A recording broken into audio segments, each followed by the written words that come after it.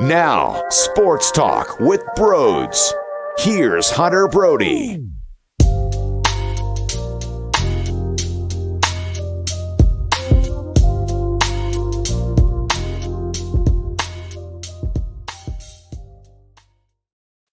Did they have to take so long to call that damn baseball game? The Phillies win after 5 because of the storm, and I'll take it any way we can get them. Wins matter so damn much right now when you think about the St. Louis Cardinals. I don't give a damn how it's done.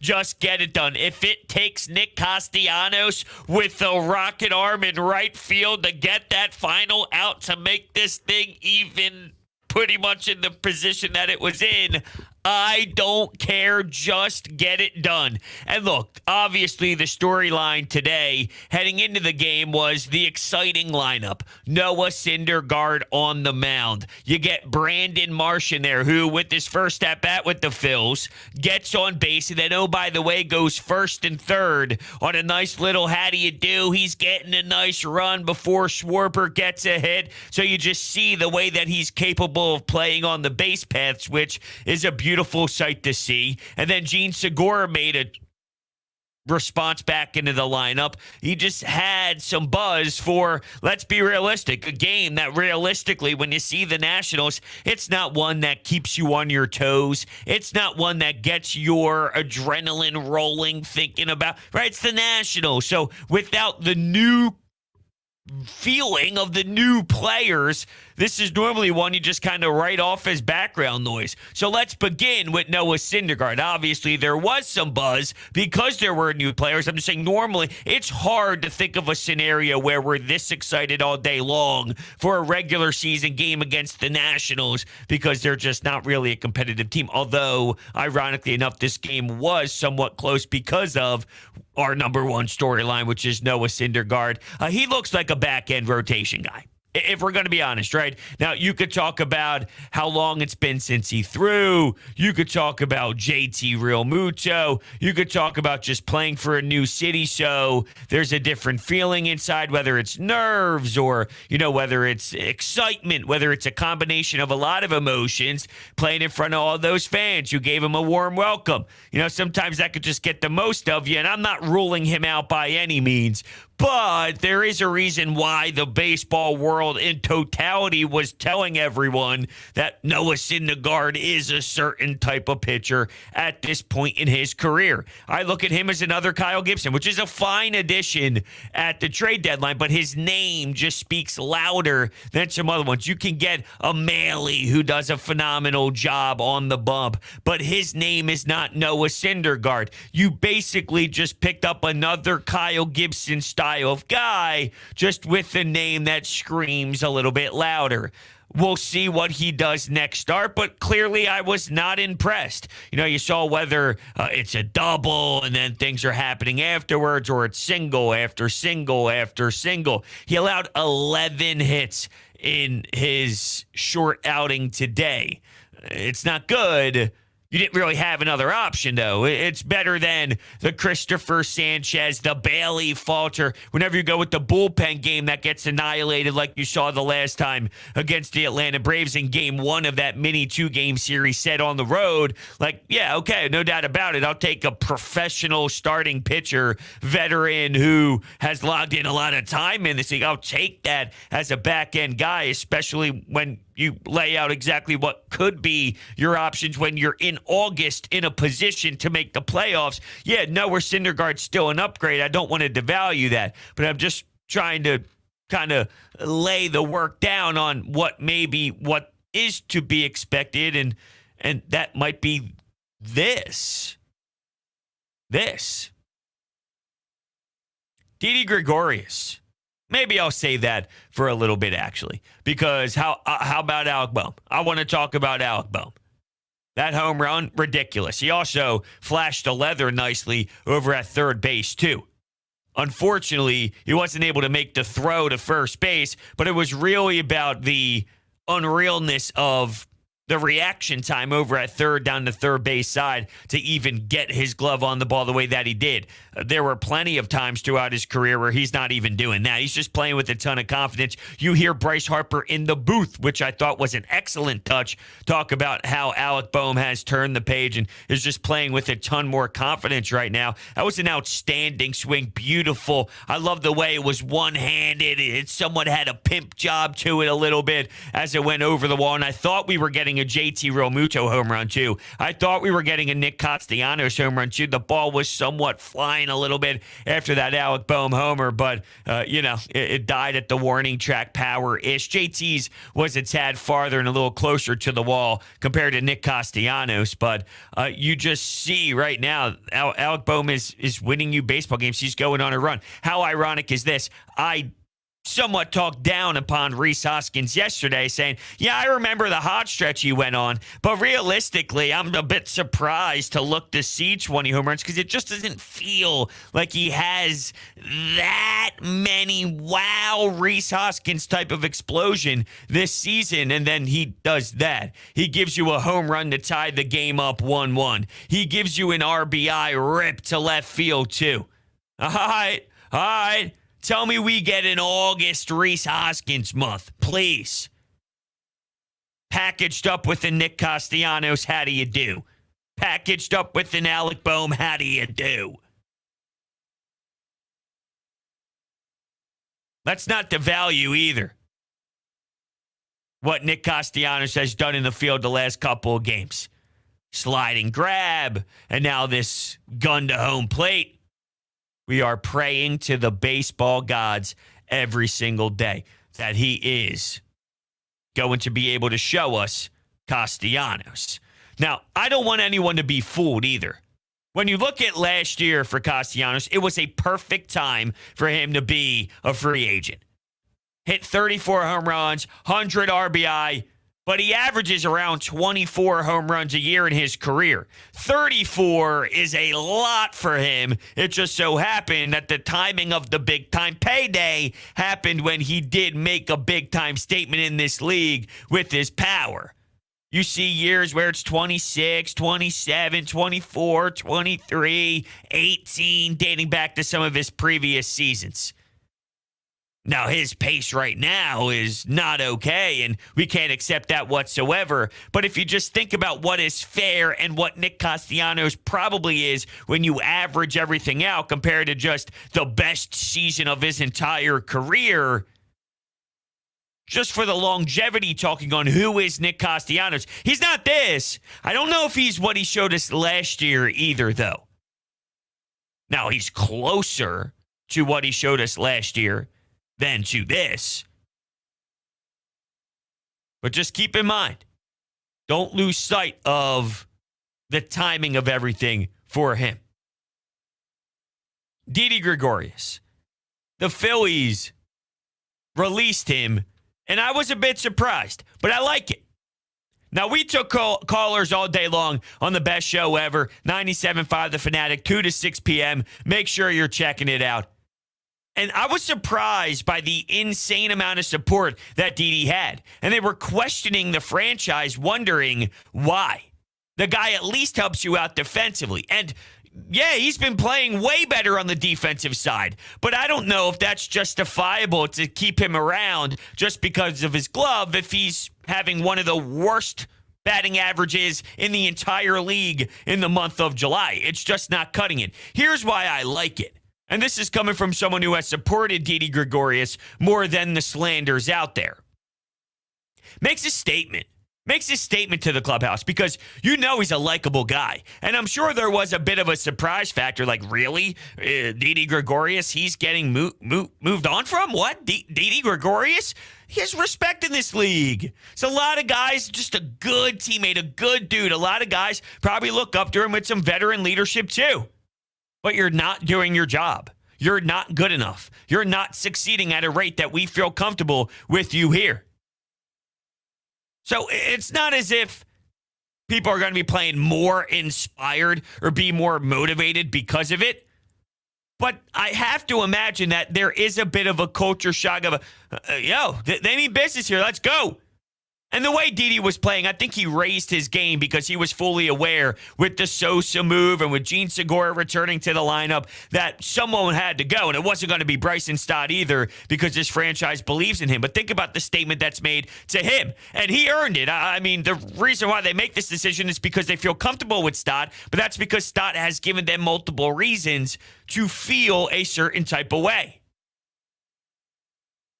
Here's my one argument that maybe you could make.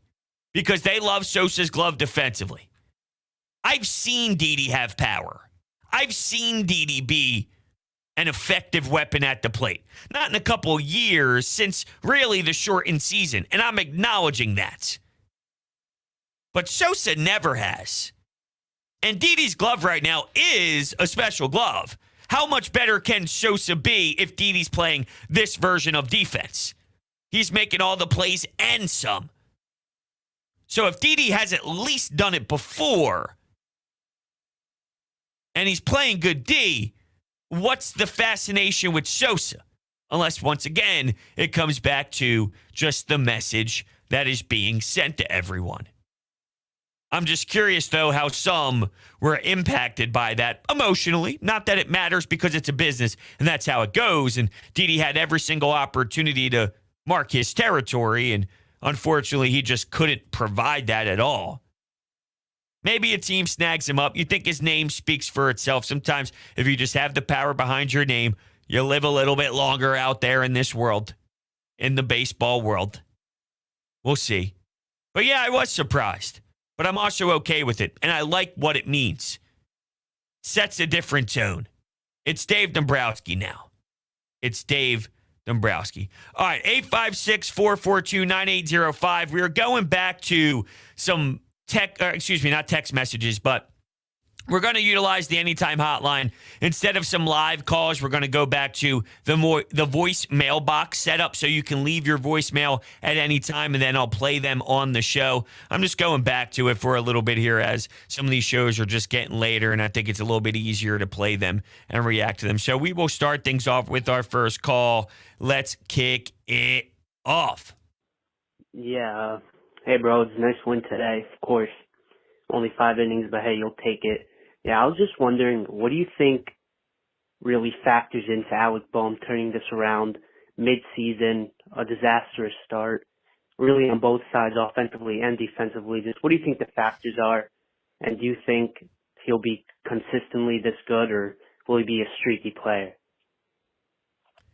When you look at Alec Bohm, it's always going to have the defensive woes. It's always going to have a ground ball that ends up getting kicked over a little bit, and then the runner becomes safe, or the throw goes super high, and Rhys Hoskins might mess up too, and maybe there's a ground ball that takes a weird hop and goes over his glove, and he doesn't play things right, and the hop is uncontrollable, so that's unfair to just throw that on him like that, because that just happens in this game. But ultimately, it's going to come up with the hiccups and the ugliness, and it's just inevitable. But for some reason, his ugliness is really ugly, and that's not going to go anywhere. But what has changed? Two things. Kevin Long is here, and it seems like they have a good relationship, and they've made some tweaks to him pulling the baseball. It just took him a little bit of time to feel that comfortability and to have it the way that he needs to. And I said that from the beginning of the year. When you get a new hitting coach, it takes time, right? It's not as if you just step into the batter's box, someone tells you something after watching a lot of film, and then automatically you're raking at the best speed possible in the best league, seeing fantastic pitching. It's not how it happens. It's going to take a bit of a time, and there's going to be a process. That's what we're witnessing with Alec Bohm. And then once that somewhat gets established, well, then, of course, it's mental, and the confidence is there, and he just feels when he's available and when it's his time, damage will be done. Yeah, I'm going to get a hit. And now the power is occurring. You see the way that he swung the bat for that home run. There was a cockiness about him. There was a swagger about him. There was a different mental approach with it. You didn't see that Alec Bohm 3 months ago. You didn't see that version of Alec Bohm when he's talking to himself saying that he hates this place. So it's confidence, and it's working with Kevin Long. That's what's turned around. Is he going to be streaky? Probably. Because most players are streaky. It's rare to be phenomenal for 4 months in a row. We just watched Bryce Harper, right? I mean, that's what it is. Don't be fooled. 97% of Major League Baseball is going to have your hot streaks. Just the defense, though, it will always be a part and probably glued to the style that Alec Bohm gives us. Steven in the chat says, it's Syndergaard's first game with the club, and he's not synced up with JT at all. It wasn't great, but he will be better over time once he gets more work with JT. Yeah, but a lot of that today I don't think was JT Real Muto. Doesn't matter who is catching. The only thing that I didn't love was I thought, and of course it was a wild pitch, so I'm more disgusted with the fact that the pitcher threw a ball in the dirt, but it seemed like he was able to get his body in front of the ball that scored a run for the Nationals, but it just squeaked by him and went underneath of him a little, but he was there. It's a tough play, don't get me wrong, but I thought he did enough to get in position to block it, and the ball found a way to squeak through. That was it. Other than that, I mean, a lot of this was Noah Syndergaard. Single. That's Noah Syndergaard. It's okay to admit that he is a certain pitcher now, and it's a pitcher that can still get by. It's a pitcher that still holds weight. It's a pitcher that can still have a successful day at the office. There's just a lot more not so great games sprinkled in compared to the Thor that threw 97 miles per hour. I mean, I do love his attitude. I think he's a guy that's ready for the moment and is excited to be in the NL East, excited to face the New York Mets, excited to be in a playoff race. And he'll probably rise to the occasion a bit. I don't think this is every game or this is his ceiling. No. You'll probably get this, though, more than we would like. But there's another step in his game. We'll see what happens the next start around. Let's take another call on the Anytime hotline. Here we go. Am I the only one that honestly felt relieved when the game was called? Because the way the Nationals were storming back, no pun intended, I felt like a blown lead was inevitable. But, you take a win like this and run. I don't know if it was necessarily inevitable. It's a different bullpen.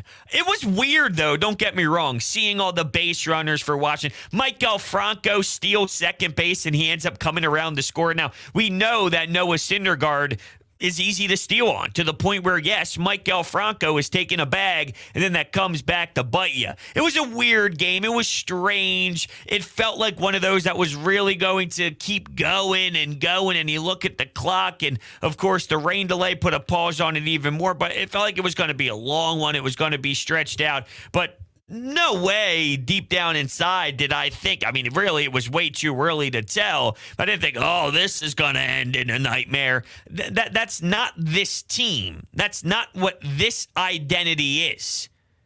That's not the way the makeup of this current roster is molded.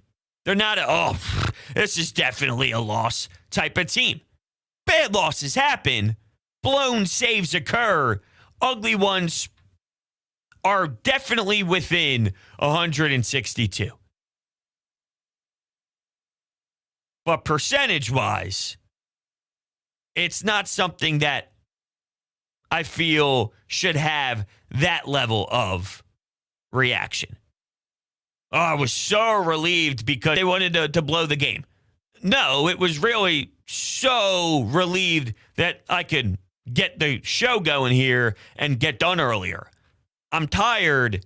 I want to lay down. I want to watch some TV when I hang out with the pups in bed. This will help me get to that faster. That's really what it comes down to.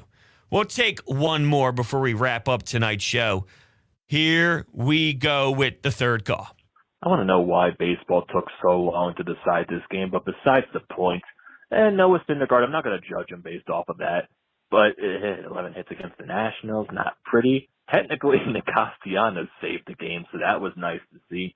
But still, with Noah Syndergaard, I'm not going to judge him based off one game. I think in the eventuality, it'll be fine and dandy. He's basically what he is right now. He's not the same Thor that he was in New York. He's a ground ball type of pitcher. The velocity is down. So right now, he's a back end of the rotation type of guy.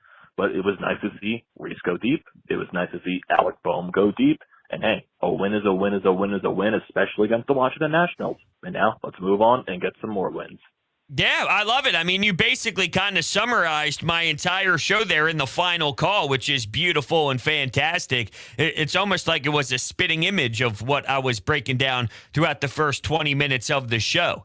Noah Syndergaard may be a 4 or 5 caliber guy. I heard Ricky Boh. So Ricky Boh was a part of the best show ever, but also he joined the John Kincaid show on 97.5 The Fanatic on Thursday mornings for 1 hour. And they were talking about, well, hypothetically, Ricky, they were asking him, who do you feel would be the number 3 pitcher in a 3-game series in a playoff series? Now, keep in mind, it needs to be lined up where Zach Wheeler is pitching on that first game instead of possibly desperately needing him and Aaron Nola to get you to a playoff position to begin with. But let's say, hypothetically, it does work out as great as humanly possible, and Zach Wheeler is ready to take the mound in game 1. He was asked about, well, who would number 3 be? And to me, I thought it was pretty simple, and I'm saying it in my head as Ricky Boh starts saying it, Kyle Gibson. And the reaction by everyone else, like, whoa, hold on, it's like Kyle Gibson. I never thought he would even be an option. I go, what do you mean?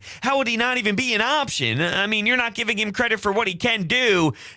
He had slip-ups this year. And you think about the St. Louis Cardinals, home run, some bizarre things for sure, but you're not ready to toss it on over to Ranger Suarez, especially if this is in a hypothetical where it's game 3. You need to win the final game, of course, to take the series 2-1, and you're on the road. You'd probably go with the veteran Kyle Gibson with the short leash compared to where Ranger Suarez right now. Now, maybe I feel differently when we get to the postseason, and keep in mind, I said when we get to the postseason. I can change my opinion if I do see stronger baseball, but the way that everyone reacted towards the response of Kyle Gibson, I'm a bit concerned on what maybe was even being thought out there, and if Noah Syndergaard proves his worth and proves that he is better than everyone else, and there is a fight in that back half of who is for that number 3 spot, and that could be healthy. That could push everyone to make sure they play their best